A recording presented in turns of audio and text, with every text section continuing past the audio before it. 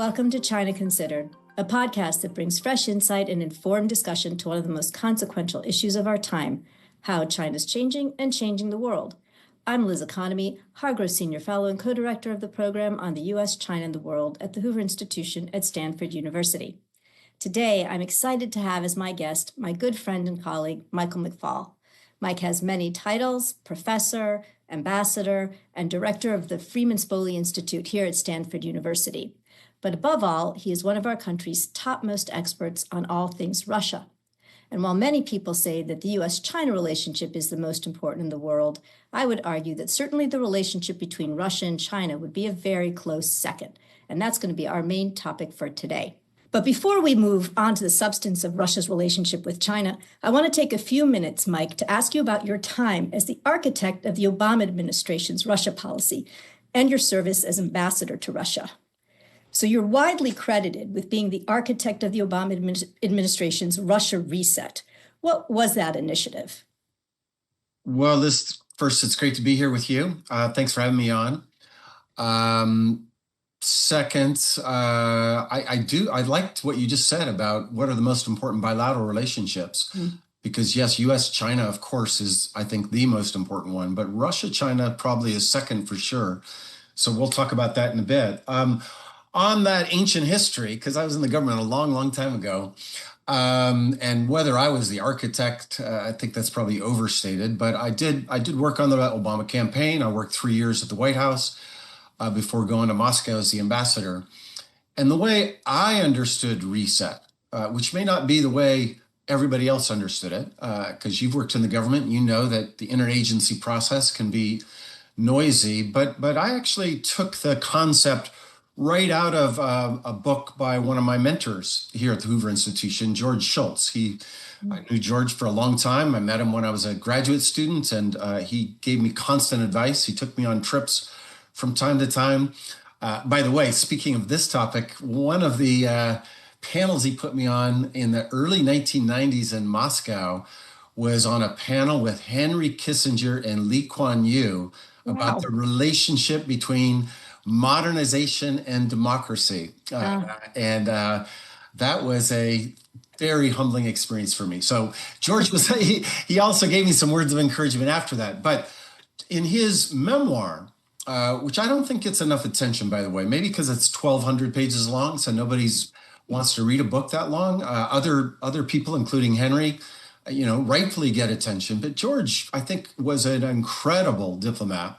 And in that memoir, and I think I can even remember, I think it's chapter 29. It's called Re-engaging the Soviets, or something like that.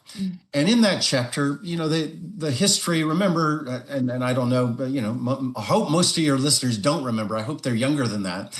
But when the Reagan administration came in, they had no relationship with the Soviet Union, right? That was the evil empire. They had no contacts at all. And Shultz comes in 82. He doesn't join right away. And as Secretary of State, he looks at this and he says, this is crazy. We have to talk to these guys, these communists, about certain things. Doesn't mean we have to check our values at the door. Doesn't mean we have to be friends and hold hands and sing Kumbaya. But on certain matters like arms control and nuclear weapons and what they back then called, regional conflicts, there were things to talk about. And he talks about the strategy for doing that. And that, to me, was kind of the metaphor for what we were trying to do with the Russians. And by the way, I think has some echoes for how one might think about dealing with the Chinese today. In that we had certain things that we wanted to achieve. We, the United States of America, we, the Obama administration. For instance, the New START treaty, the old START treaty was expiring in 2009. That was the first year of the Obama administration. We did our interagency process and talked to the president. And we said, we think it'd be a good idea to have a follow-on treaty and even reduce the number of nuclear weapons in the world. Well, you can't do that without talking to the Russians, right? You can't sign a treaty on your own. And so we decided we wanted to do that. We decided in another, I would say the major priority for President Obama was to stop Iran from getting nuclear weapons. And we had a pressure track and an engagement track for that. And the pressure track was sanctions. that then led to a nuclear deal, several years later with the Iranians. And you can't do that without the Russians. So UN Security Council Resolution 1929, I still remember it, from 2010, the Russians signed that. That was the most comprehensive multilateral sanctions resolution against Iran ever. And that's why we needed the reset to get the Russians to do that. And I could go through the list. We wanted to expand the war in Afghanistan, whether that was good news or good policy or bad one. I'll let others join that debate. But my job as the person dealing with Russia and Central Asia was to look for new transport routes to get to Iran that did not go through Pakistan, because we had planned to expand the war on terrorism to Pakistan, which we did rather dramatically in 2011 when we killed Osama bin Laden in Pakistan. And when we came in, 90% of our supplies to Afghanistan went through Pakistan. By the time we did that military operation to kill Osama bin Laden, it was down to 50%. And that meant going through Russia. And I go into those details because these were what I consider American national interests, where the Russians could be useful. I think our critics thought of it as better relations with Russia. And, maybe other people thought that was the goal, but I never thought that was the goal. By the way, Liz, I never think that should be the goal with any country in the world. I've never understood, having a good meeting, that's a means to an end, not an end in and of itself. And so that was the kind of origins of the reset. And then to finish it, sorry for going on so long, you're making me nostalgic. It ended pretty dramatically when Vladimir Putin came back. And that's when I became the U.S. ambassador, by the way, just months before then. And it was just clear as day to me that he wasn't interested in any of these, what the Chinese would call win-win outcomes. Just had no interest whatsoever. And so paradoxically, I was in the role of explaining from Moscow, because that's what embassies do, that the reset was over at a time when many people in Washington were like, what do you mean? We still have arms control to do. We still have other things we want to do. We still have business we want to do in Russia. And when I was ambassador, that was the peak of investment and the peak of trade between the United States and Russia. But our memos were saying this is not going to last. And tragically, we were right. But I was the most vehement opponent of the reset, which I, am oftentimes described as being the author of. So just so I'm clear, you were, let's just for the sake of argument, we'll still call you the architect of the reset. Let's just say I'm happy to say that. You played a major role in the creation, in the design of it. So you were the proponent of it at the outset, but once you got to Moscow, you realized that there wasn't going to be sort of a new geostrategic partnership with Russia across a range of issues. I mean, what triggered that sort of realization? And is that when it happened, or did it happen even before you left for Moscow to become ambassador? Yeah, great question. So two things. One, I never, ever used the word geostrategic partnership with Russia.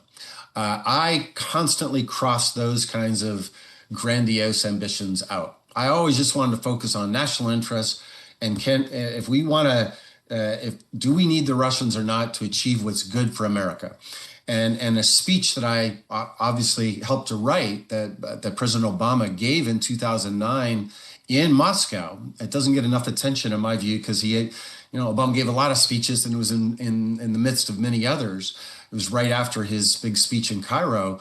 But that speech is structured exactly that way. It's like, this is what we want to do. If you want to help us, that'll be great. But if you don't, this is what we're going to do anyway. But I also want to be candid. There were others in the Obama administration who talked in those terms. And I was literally like, my friend, President Medvedev, remember there was a different president, right? Yes. I would always cross out the word friend. There's no friends in diplomacy.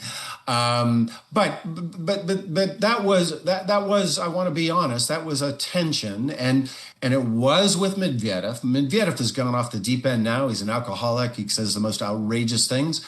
But I worked with the guy very closely for 5 years. He was different. His future, by the way, was way more tied to the reset than Barack Obama's. This was his whole argument for trying to become president for a second term.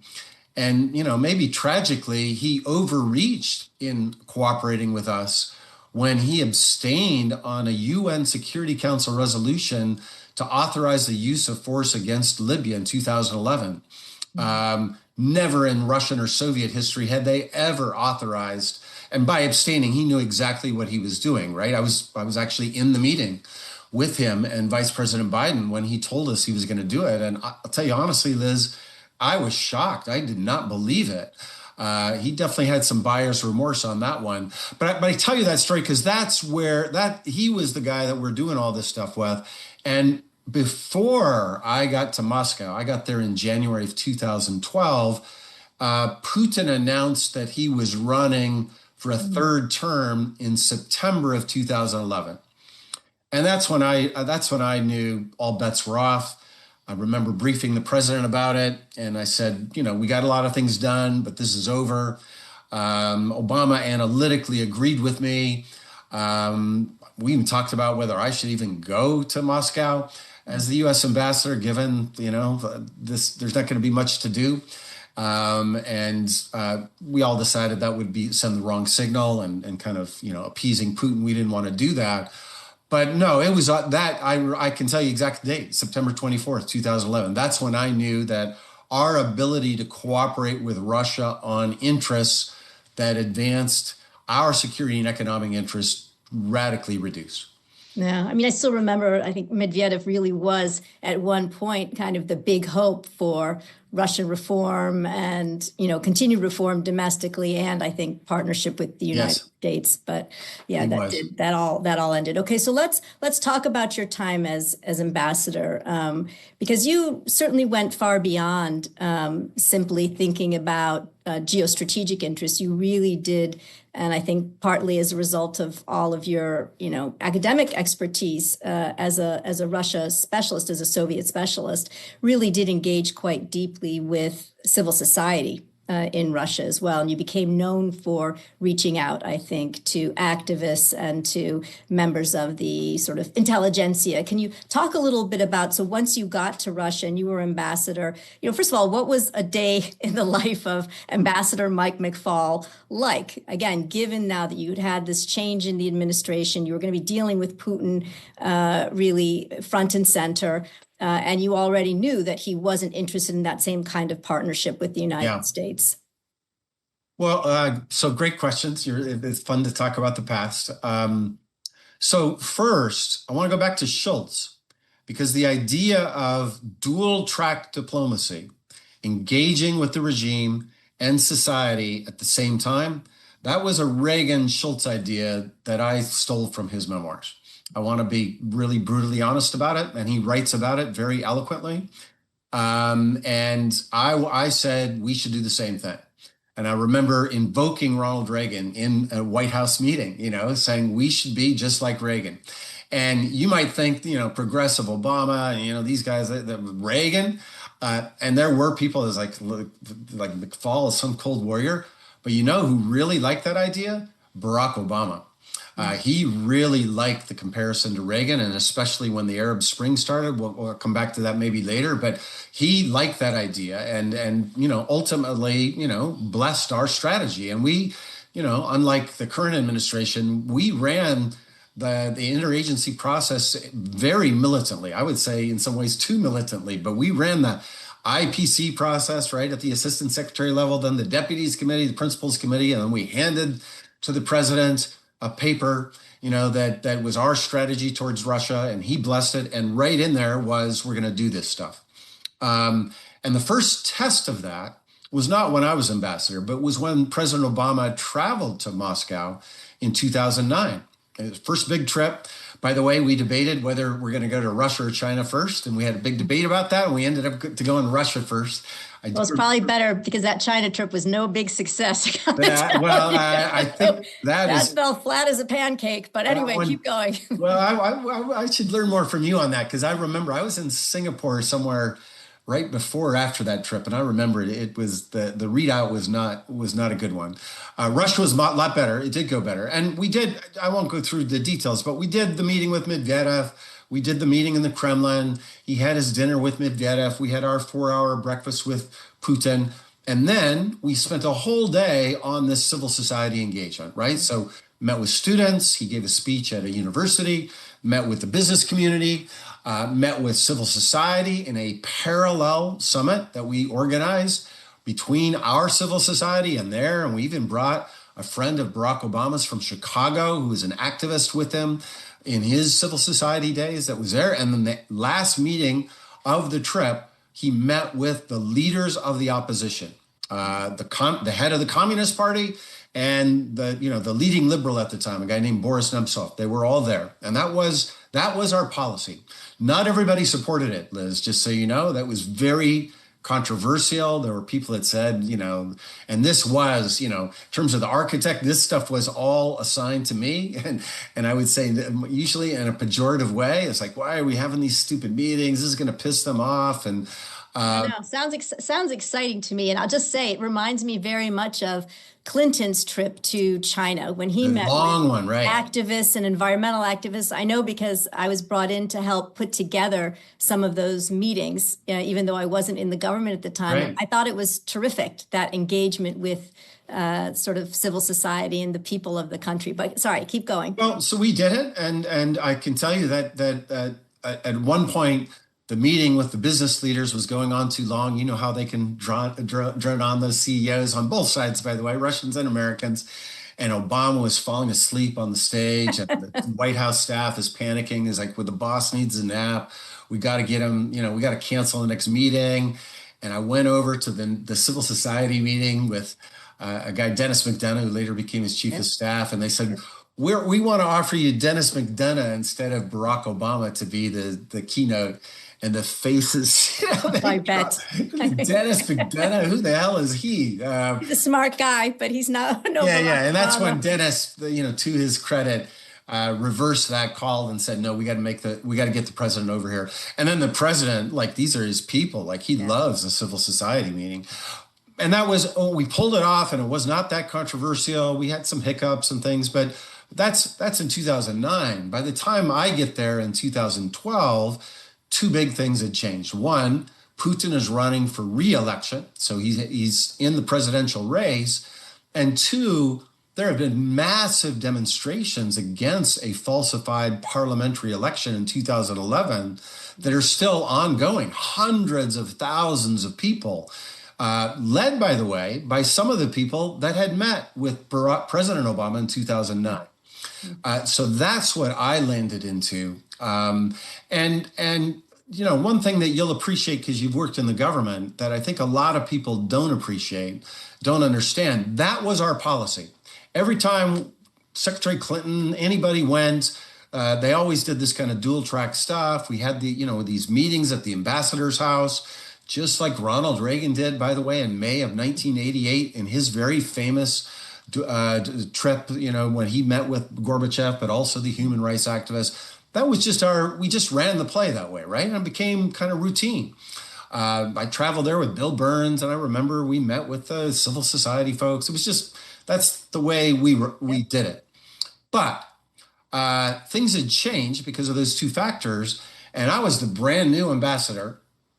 And I get there, and, one of our, this is part of work as embassies, we had a big fancy visitor coming, actually, Bill Burns.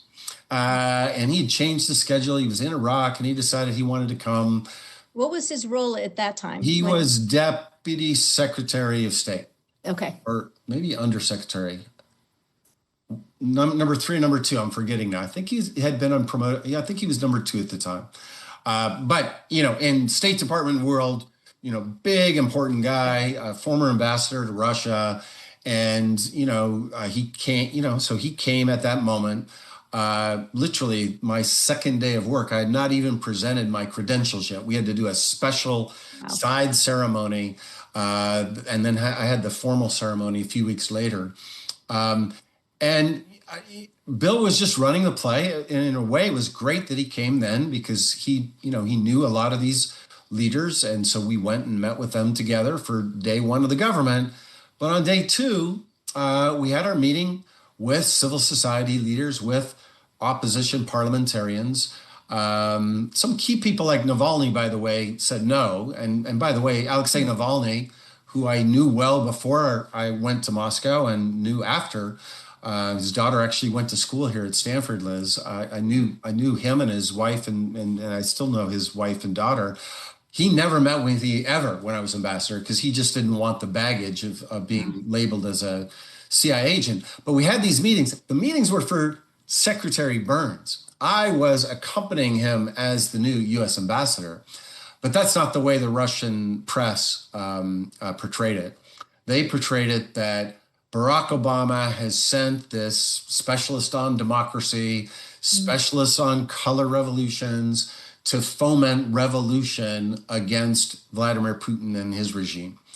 And that narrative got locked in the first week I was there. And it was basically the narrative for the entire time I was there. So just give us quickly a sense, and then we'll move up to the present time and talk a little bit about Putin's current strategy and what he's trying to accomplish. But just a little bit then, I mean, did you spend the next couple of years basically in isolation in the embassy because nobody would speak with you? Or what was that like then to be ambassador when you had already from the day one basically had some kind of target painted on your back? So thanks for asking that question, because others did after me, and our ambassadors in China, you know how their lives have been, and recently we'll talk about that if we have time, but that was not the case in a rather paradoxical way, in that because of my time working at the White House, I knew all the senior leaders in the Russian government well. And even people close to Putin, still, we had business to do. And even like their intelligence, their head of the FSB, the successor organization to the CIA, like in a weird, bizarre KGB. What I said CIA. I'm just remembering. You mean the parallel? Well, I screwed that up. Thanks for catching me. I'm just remembering it because I do remember one very memorable time when the head of our CIA, John Brennan at the time, met the head of their FSB. Wow. And I was at that meeting. Those were some pretty wild meetings. And I tell you that because, the big strategic, there was not as many things to cooperate on, but there were some things like when, these terrorists attacked our runners in the Boston Marathon. We actually did quite a bit of cooperation between the equivalent at FSB and their system is like the FBI plus the CIA. They also have this SVR that's more like the CIA, but their FSB is a bigger thing than the FBI. But they cooperated with us, right? And our FBI director Mueller came when I was ambassador, and so it wasn't isolation. There's actually quite a bit of interaction with the government. But increasingly, they tried to constrain what I could do with civil society. So I used to give a lot of speeches at universities, and so they shut those down. When I would travel to other cities, they would try to limit the interaction that I could have with non-governmental folks. And so that became a bit of a cat and mouse game. But it didn't. In fact, in my last week there, I met with a lot of senior government officials, and it was all about laments about what could have been. Yeah. And so, I mean, during these 2 years, you clearly had a very sort of upfront, close personal view of Vladimir Putin. Yes. And, he has, of course, stayed in office since then. Yeah. Help us understand what it is that he wants. I mean, over the past decade or so, or more now, I guess, since you were there, just about a decade since you left, Russia's sort of expansionist tendencies have obviously, come into full view. What does Putin want? What does he see as Russia's role on the global stage? Yeah, well, I'll try to answer to the best of my abilities. And this is where we get into the Russia-China relationship for sure. I have observed Putin. We actually met in 1991, Liz, so we go way back. I've written about him. I think at one time I counted on my CV, the word Putin appears in over 65 articles and books that I've written. Wow. I say that somewhat embarrassingly because some people say I'm obsessed with him.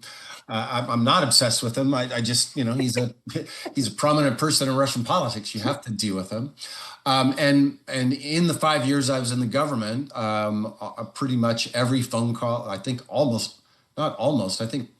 every meeting and phone call that the president had and other government officials had with Putin, I was there. I even flew to Los Cabos, Mexico for a G20 meeting, for a meeting with Putin that President Obama asked me to come to. That's very unusual in our diplomatic system and kind of pissed off some of the White House people, I can tell you, that came along afterwards. But because I had a pretty good relationship with President Obama, and he wanted me to be there to talk about your question, right? Especially in the pre-brief. And what I would say at 30,000 feet, and then we can go into detail, a couple of things. First, Putin has changed over the years.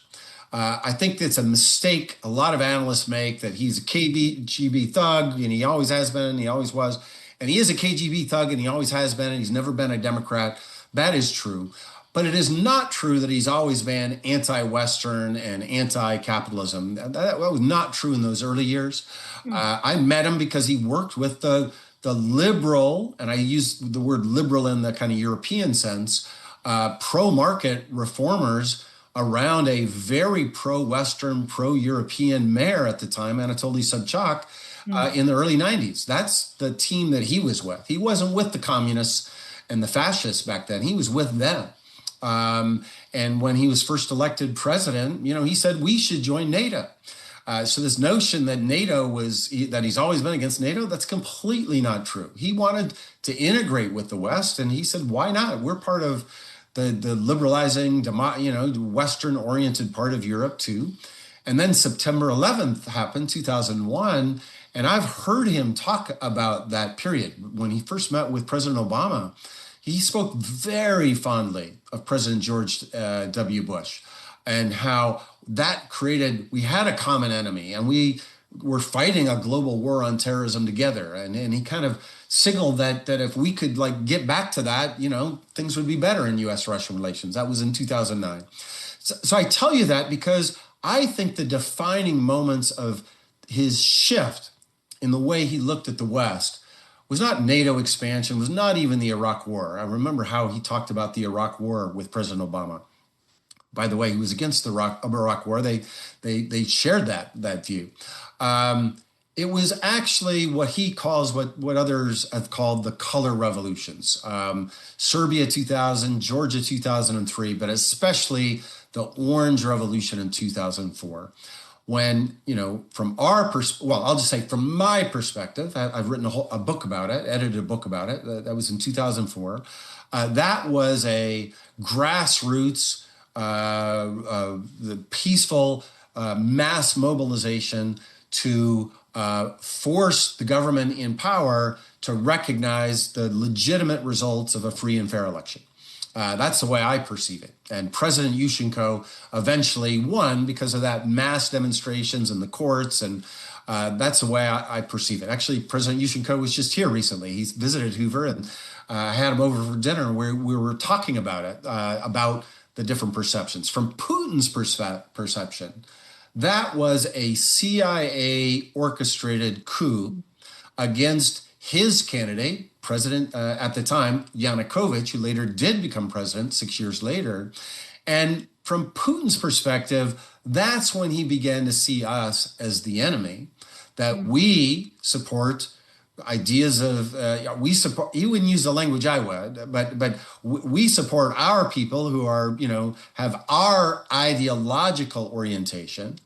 And that's when he said, okay, I got to get a better game to support my ideas. and my ideological orientation in the world. And I think we've been underestimating this ever since. Is Putin transactional? Yes. And I used to hear that 1,000 times in government meetings. Oh, Putin's just transactional. Is he a thug? Yes. Who's one of the richest people in the world? Yes. Is he also an ideological leader? That is somebody shaped by by the ideas of Putinism or what I would call illiberal nationalism? I would add to that, yes. And he, ever since, has saw the United States as his central enemy, seeking to weaken his autocratic regime at home and seeking to support their allies against his ideological allies in the world. And by the way, I think Putin, until President Trump his first election, and especially now in this uncertain time, Putin's partially right. I think we need to admit that.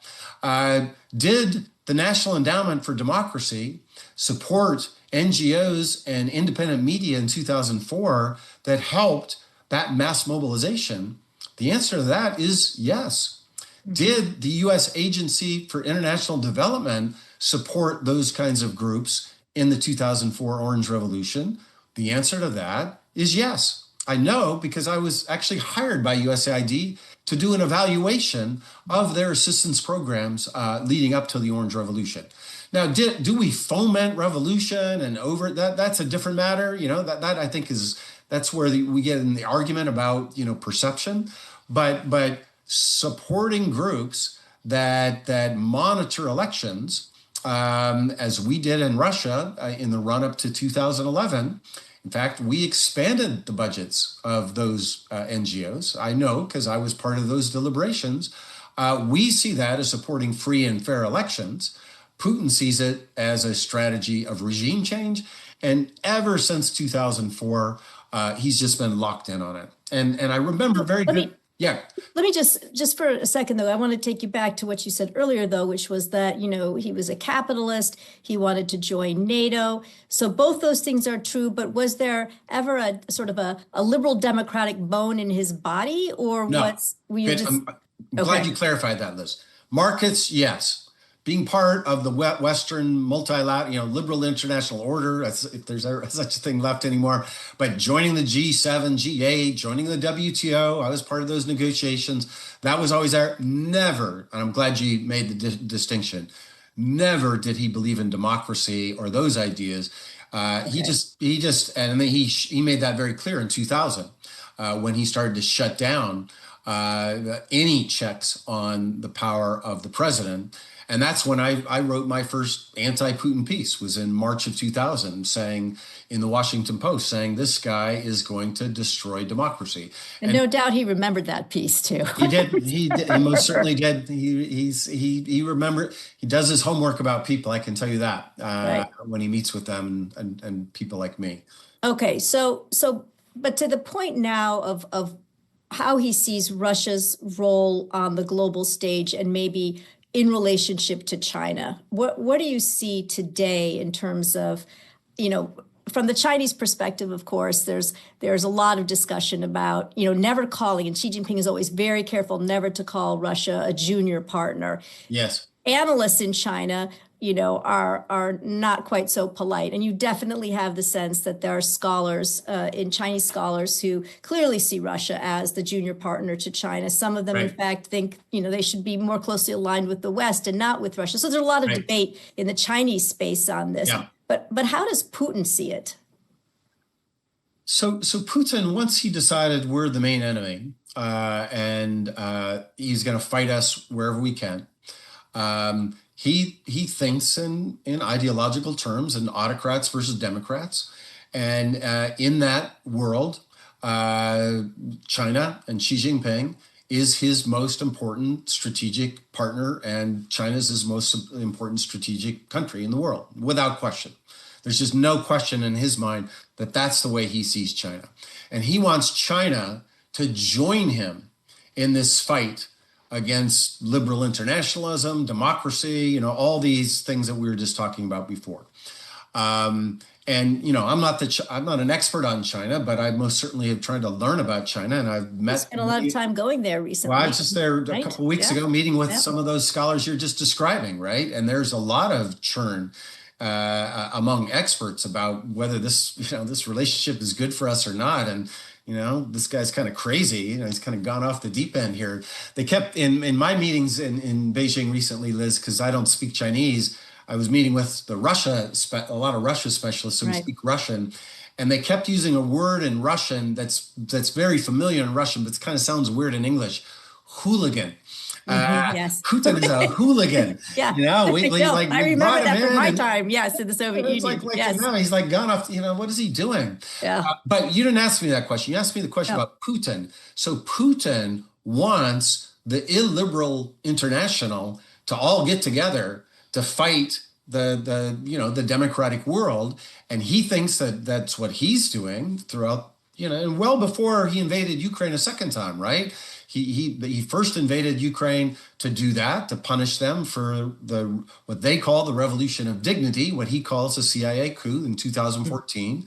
But then he went in heavily to support Assad, and that worked for a long time, not forever, thankfully. But he deployed his air force to help Iran and Hezbollah and Assad maintain autocracy there. He's provided the same kind of assistance to Venezuela and North Korea and Iran, and in some ways help him.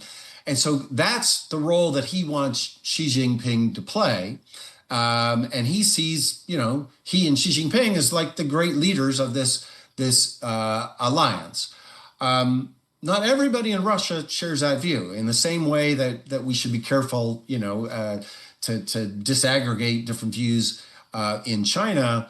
In a time of, well, let me back up. First of all, before Putin invaded Ukraine the first time, when I was there the day, I left Moscow the day he invaded Ukraine the first time, 2014. And that was planned, months ago, but it just so happened that happened at the same time. And the buildup was happening, and, there were lots of debates about it. And in Russia at that time, there were not just human rights activists, which, there were those people as well, but there were big business people that had made their bet with the West, not with Xi Jinping in the East. And they wanted to make money in Europe and the United States. While I was ambassador, we were working on helping to create what would have been the largest joint venture in the history of capitalism, which was between Rosneft, their state-owned company, and ExxonMobil. Wow. $500 billion. That's what they were talking about. And I want to be clear, we were supporting that. The Obama administration thought that was going to be good for stabilizing our relationship. And we always had this argument, which turned out to be flawed. And I remember it very vividly because it was always, I used to sit across the hallway from our China folks at the White House. And Obama was saying, we need to have Putin and Russia to have more to lose the next time they think about invading, because they just invaded Georgia in 2008. They need to have more to lose the next time they think about invading. That was part of our strategy. And they always talked about, China has a lot to lose when they think about using military force. The Russians don't. But I tell you that story because there were a lot of the Russian entrepreneurs and their supporters in the business world that thought that war was a giant mistake. And they also thought the bigger invasion in 2022 was a giant mistake, in part because it meant that all their options for dealing with our companies closed. And now they're forced, and I won't name names because these were all private conversations, but if you're in like the telecommunications world, you want options. You don't just want to have to buy everything from China. Now those companies, they just have to buy from China. If you're in this, I better be careful. I don't want to. The company. No, I don't want you to get in trouble, and I don't want you to get anybody else in trouble either. Yeah. But the companies are they're too small in Russia. But just speaking more generically, right? Like if you're building a search engine company, I can talk about that one, Yandex. You want your investors to be Western investors. You don't want to be relying on the Chinese, and you don't want your investors to be Chinese. You want to be, and you think of your expansion of your business. China's cut off from you if you're Yandex, but Turkey's not, and all of the developing world is not. You want to compete with Google in that space, and by invading and being cut off, I mean, Yandex then had to divide up, and their head of the company now lives in Israel, right? He's starting his own company. So I just want to remind people that debate, I presume, I can't go to Russia, I'm sanctioned there, but those kinds of people, they don't like the idea that their only partners in the world and their only markets in the world are Russia. And that junior partner thing that you talked about, there's a big debate about that in Russia. It's like, okay, we're going to sell them natural resources and we're going to buy their cars. That feels a little imperial to them. That feels like, okay, we're now, in that world, and that is an uneasy world, not for Putin, but for Russian economic elites. But clearly they're not having any influence on Putin. And no, to that, it seems, exactly. And I know because you wrote a very good piece in Foreign Affairs with my good friend who was on this podcast before, Evan Medeiros, about the fact that the idea that the Trump administration had of, splitting the reverse Kissinger or the reverse Nixon, about pulling Russia away from China, really, had no possibility of succeeding. Yeah. Is that right? Yeah, of course. Because for Putin, right? Tragically, Russia today is a totalitarian dictatorship. I actually think it's more authoritarian than the late Soviet era. I've written about that. Although but it doesn't matter what these guys think. It doesn't matter what society thinks, and you're going to buy Chinese cars whether you like it or not, because that's all that's available. And in Putin's view, of course he is courting Trump and he's trying to, get concessions, and rather successfully so far. That play may have run its course, but of course he's doing that vis-a-vis Ukraine.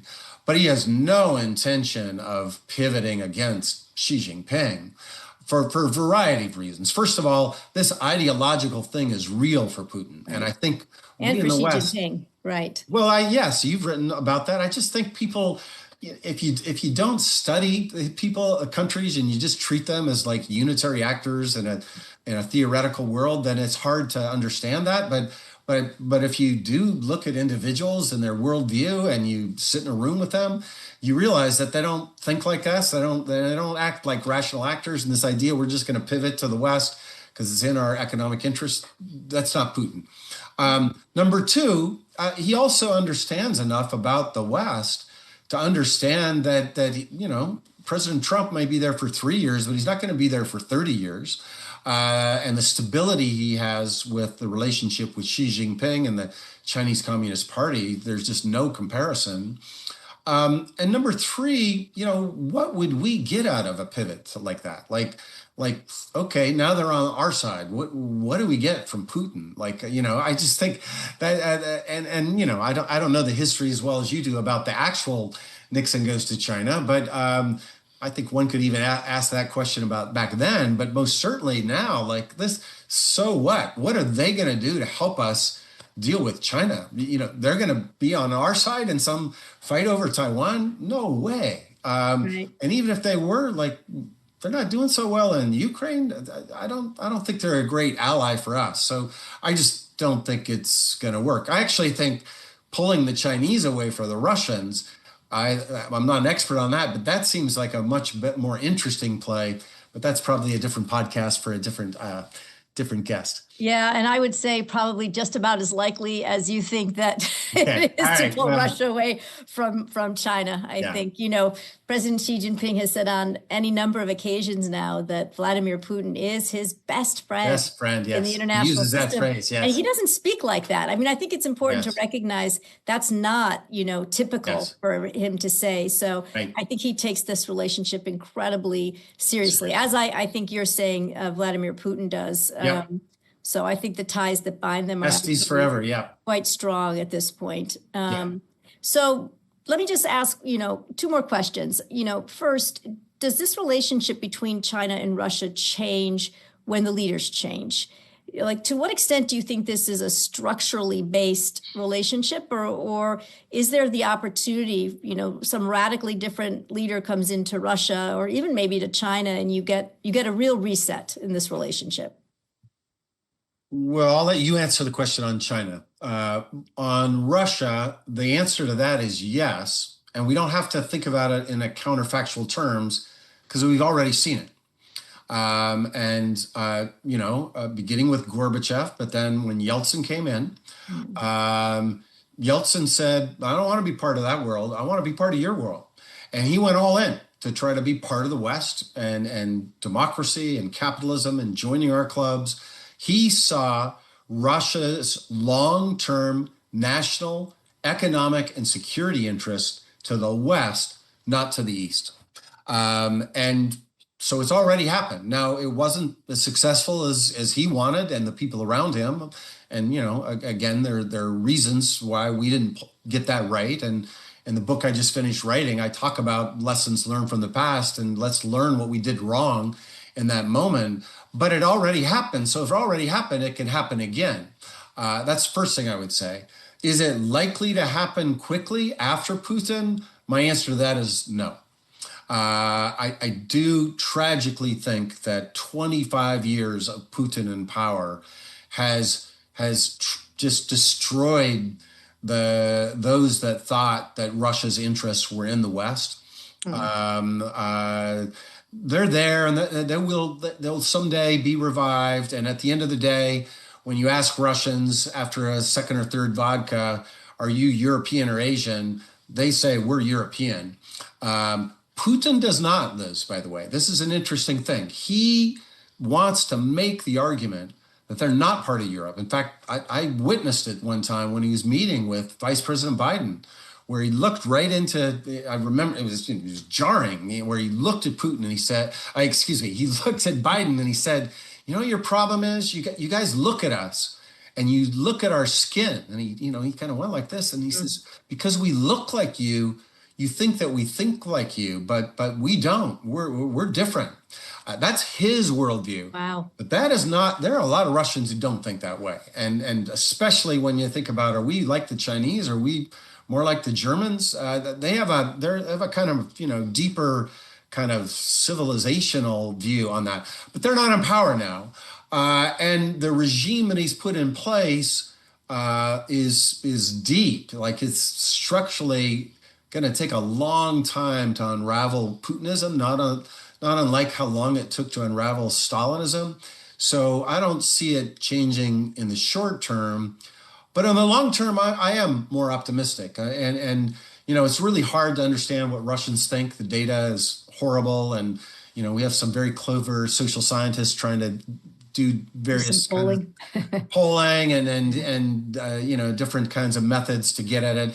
But there is something I think is true that I think most people who follow Russia agree with, which is that the older, less educated, more rural you are, and the poorer you are, the more likely you are to support Putin.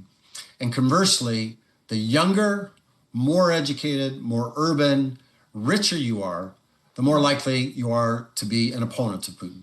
Now, being an opponent doesn't mean you're going to go out and protest. The costs of that are too high. People have literally, including one of my friends, Alexei Navalny, have been killed for trying to do that, right? So just because people aren't protesting, we shouldn't presume that we understand their preferences. But that means that Putin's lost the future, right?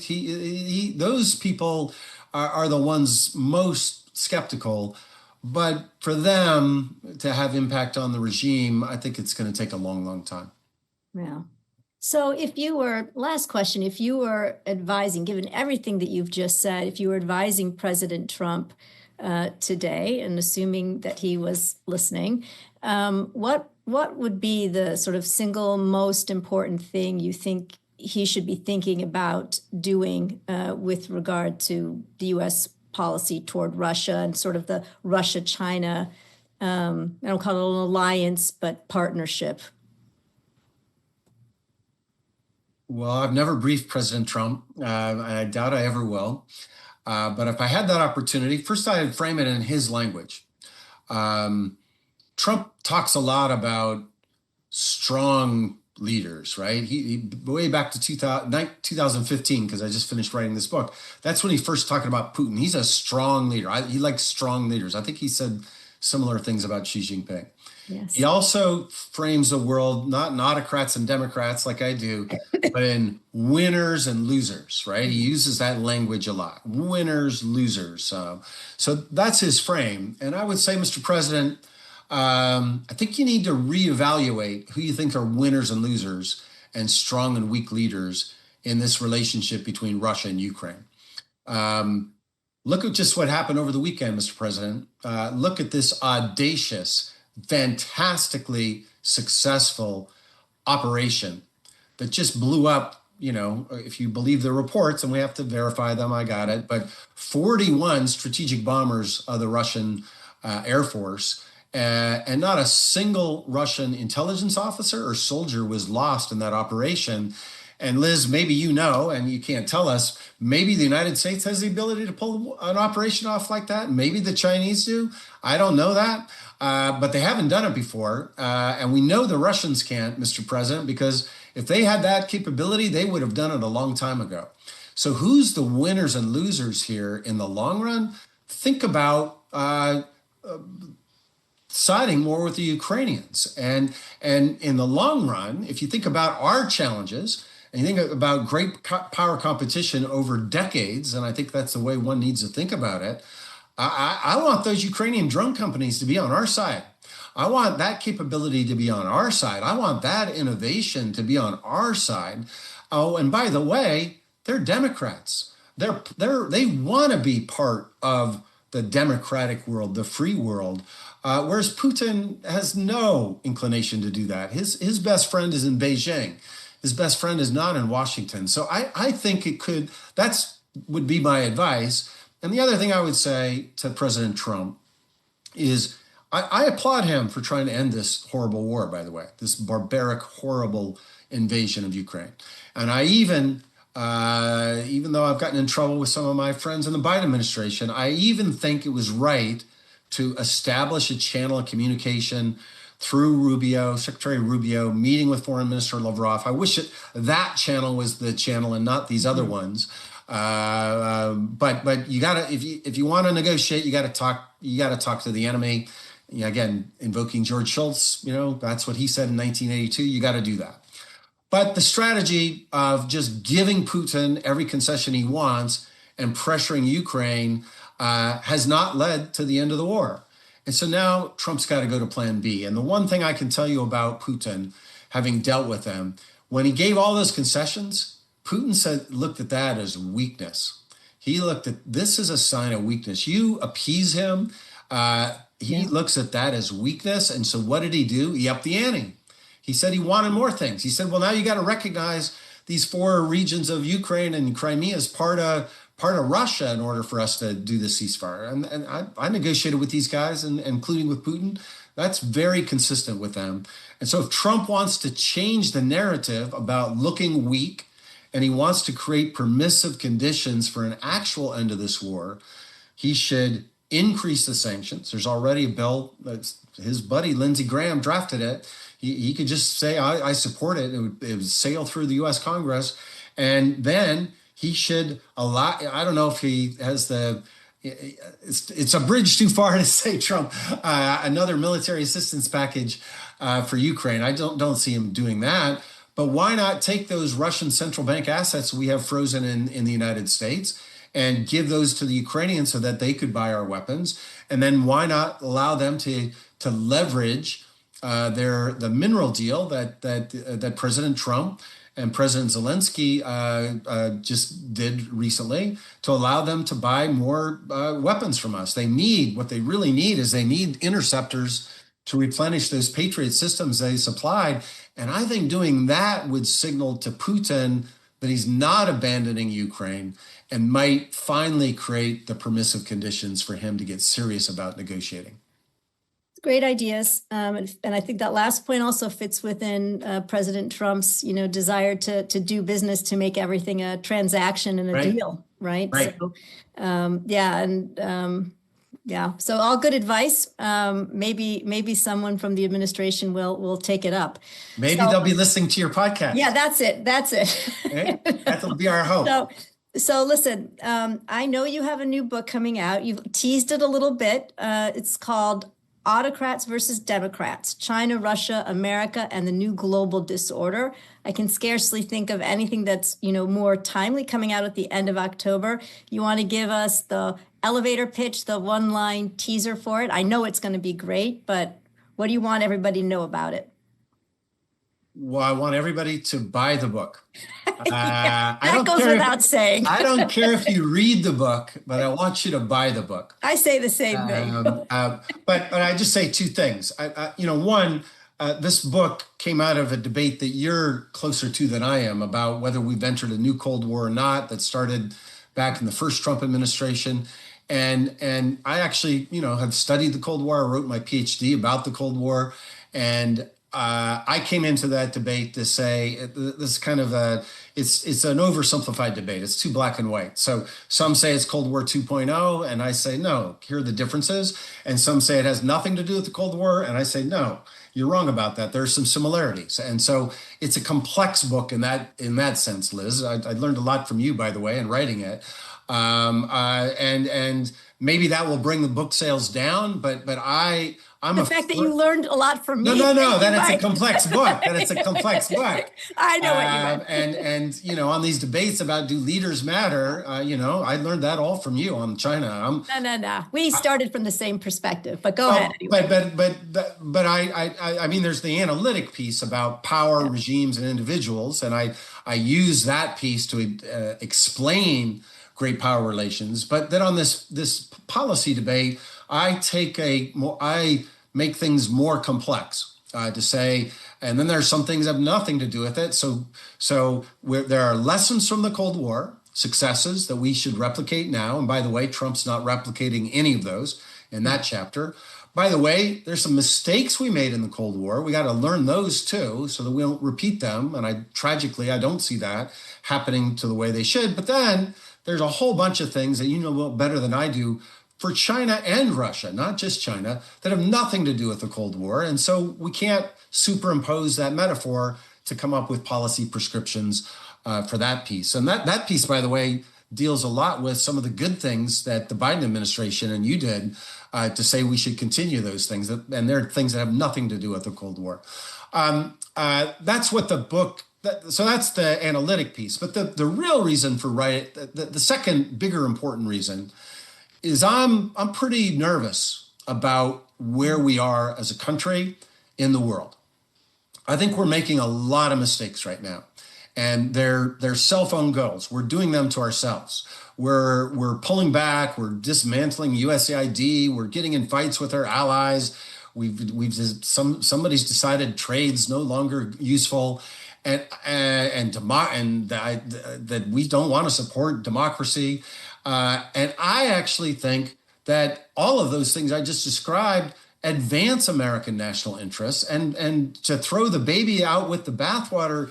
Yes, we need to reform USAID. Yes, we need to reform our trading regime. But to think that we're going to go back to some early, late 19th century world and everything's going to be great, I radically disagree with that. And I fear for my country if we try to go back to that in many of the ways that President Trump wants to. So I wrote the book to try to explain why that's the wrong approach.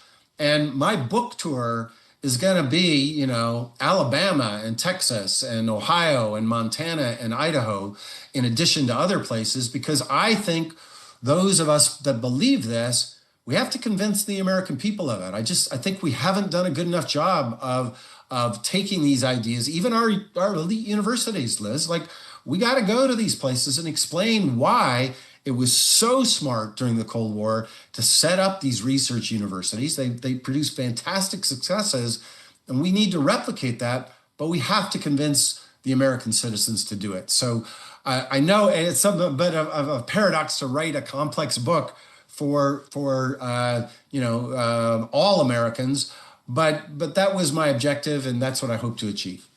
I think it sounds terrific, and I never think we should underestimate the ability of Americans to understand complex, smart, analytical arguments. 100% with you. I think we do that to our detriment. So my guess is, Mike, that you have a second New York Times bestseller on your hands, and I'm really looking forward to reading it and to hearing you speak more about it.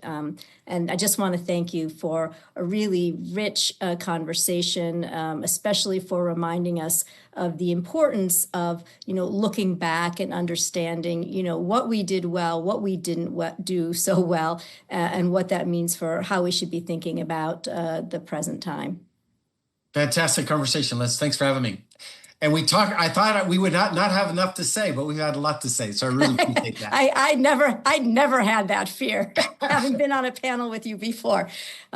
So if you enjoyed this podcast and want to hear more reasoned discourse and debate on China, I encourage you to subscribe to China Considered via the Hoover Institution YouTube channel.